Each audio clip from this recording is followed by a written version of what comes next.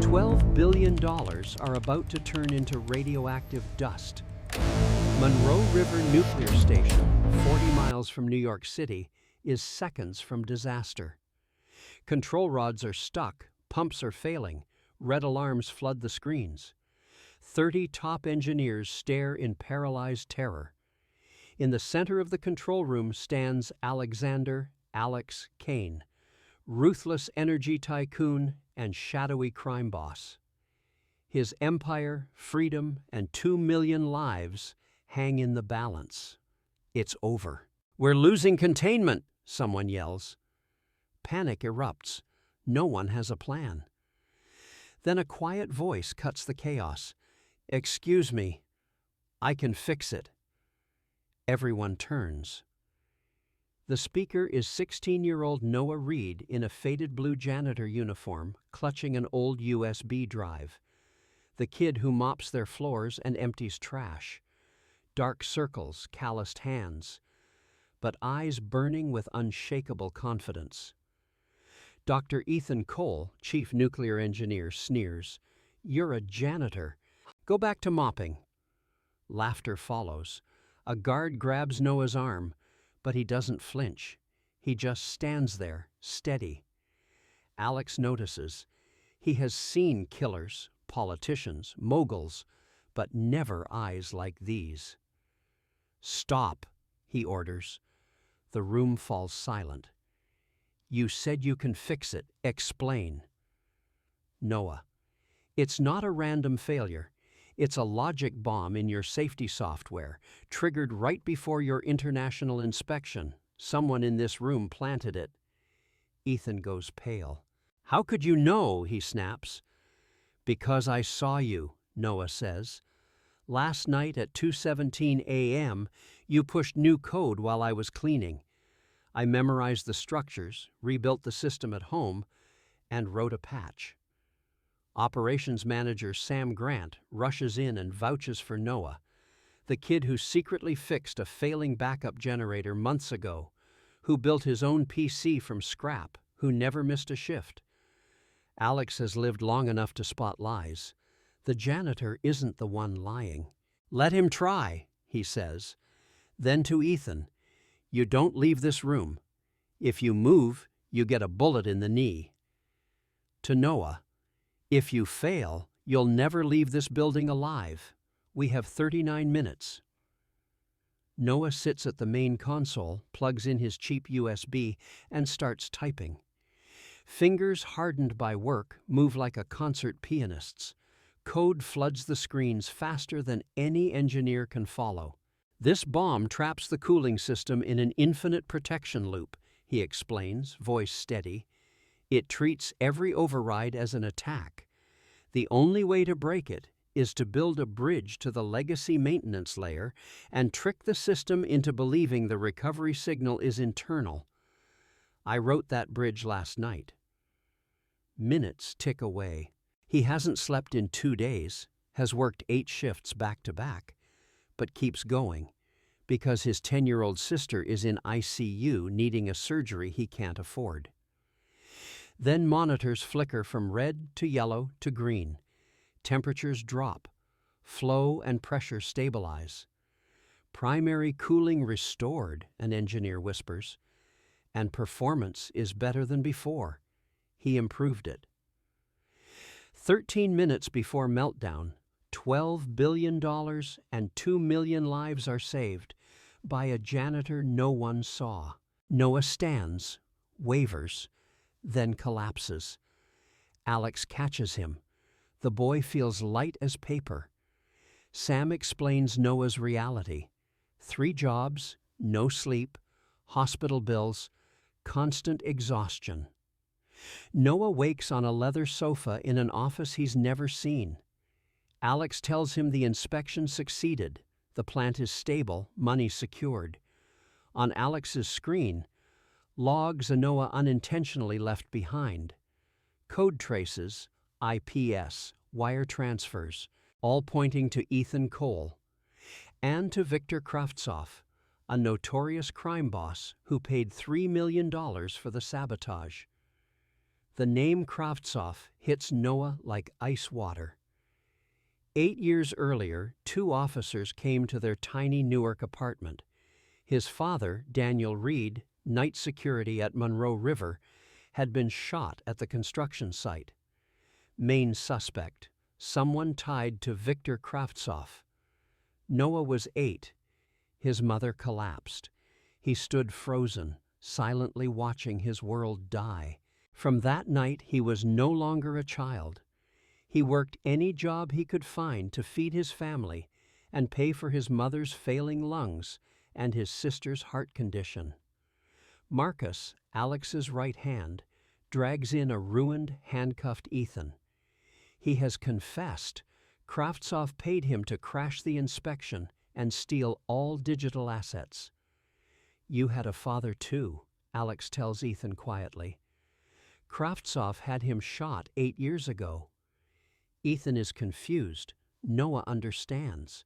Ethan is taken away to think about loyalty. Alex orders a full background on Noah.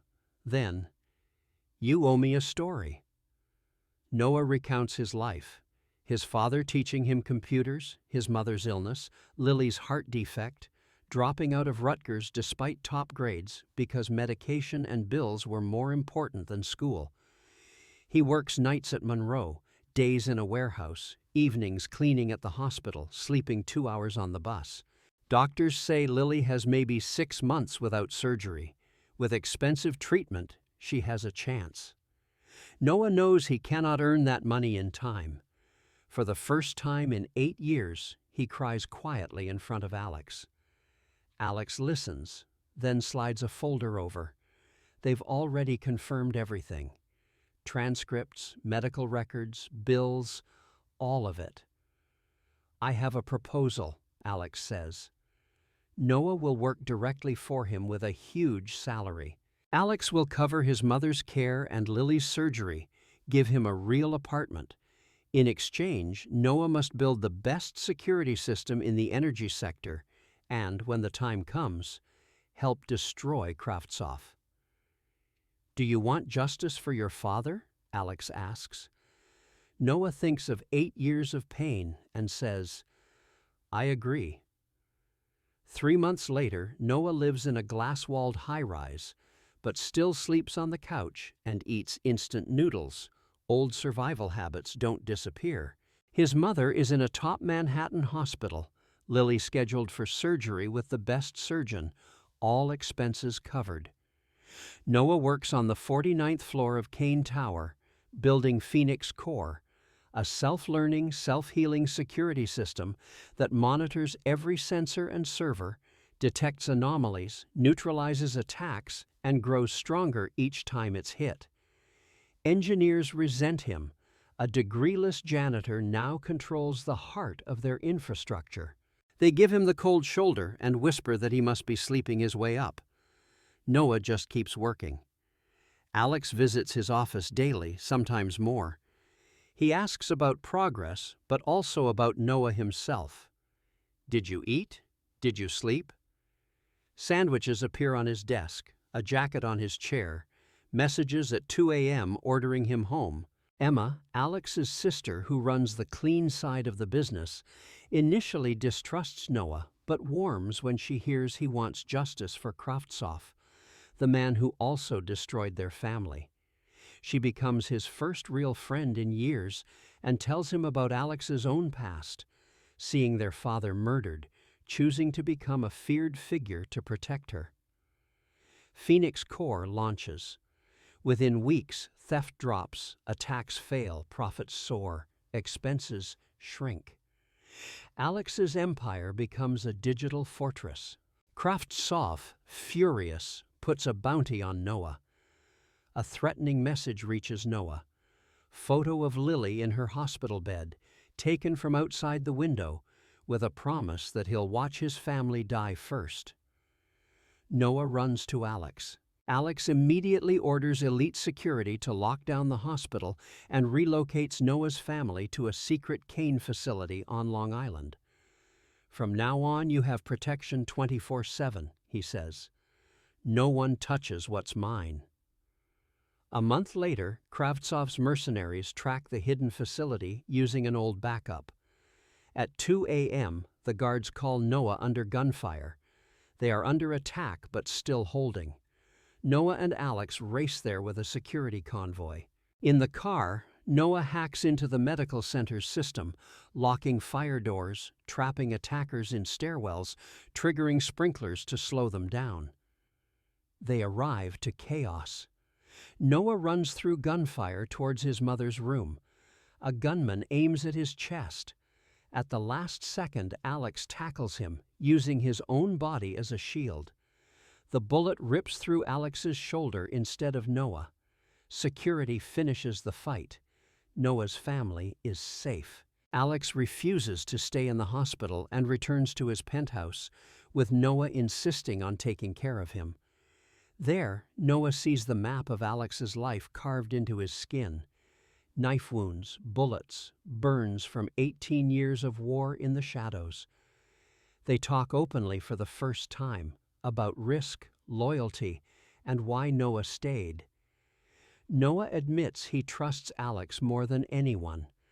Alex, who never allows himself to depend on others, pulls him into a tight, desperate embrace.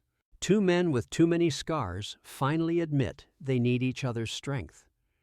Meanwhile, Phoenix Corps quietly maps Kravtsov's empire. Shell companies, dirty money, corrupt officials. Emma coordinates with a small, trustworthy circle in federal agencies. They build Operation Valkyrie, a legal, airtight takedown that will dismantle Kravtsov instead of just killing him. When everything is ready, accounts freeze, raids hit his facilities, intercepted communications fail, and Kravtsov is dragged from his office in handcuffs. Court cases drag on for months, but Phoenix Corps' data and corroborating witnesses hold. Kravtsov is sentenced to spend the rest of his life in prison. Noah watches the verdict in a hospital lounge while Lily recovers from surgery and his mother finally breathes easier. For the first time in 8 years, he exhales without fear. A year later, Monroe River is the safest plant in the country, and Phoenix Corps is a whispered legend. Kane Group has cleaned up many of its darker ties, shifting towards legitimate business. Noah, now officially Kane's chief systems architect, finishes another long day. Sam still drops by to tell plant stories.